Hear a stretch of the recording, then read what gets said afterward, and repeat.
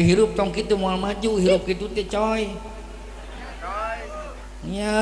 hirup mah angguran ningali kudu positive thinking na otak teh poting positive thinking Aisyah gagaro naon eta hah gagaro naon atuh ulah gagaro nu kitu tuh beleguk mun nya atuhna ieu di mana wae sia mah gagaro teh atuh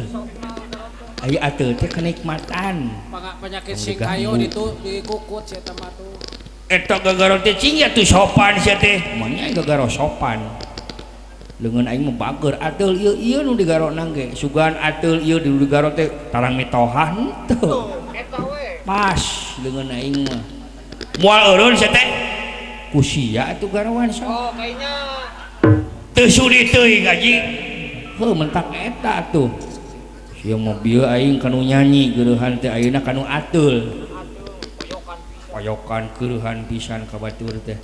eta geus cek deui sia teh atuh keneh kumaha mun hudang mun atuh nu kitu mah yeuh neangan tempat anu suni ka WC sia teh yeuh lamun aing atuh ieu neangan WC geus panggih jeung WC atuhna geus leungit lebar pisan lebar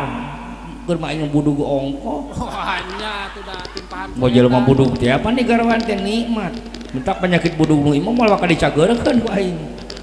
rek diingu ngeunaheun sih komo lamun di lauk besi panas edeuh seger perembeun ta aing moal eureun sia teh atuh keneh geus waldi deui eta geus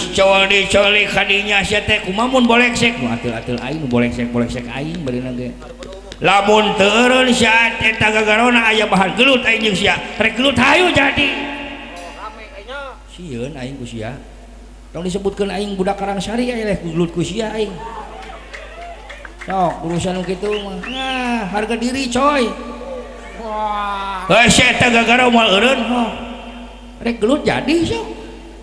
kaluarkeun bedogna kaluarkeun pacuna kaluarkeun samurayna ngan sia mikir sia era teu gelut jeung aing lantaran ateul aing nya teh elit pisan pikir coy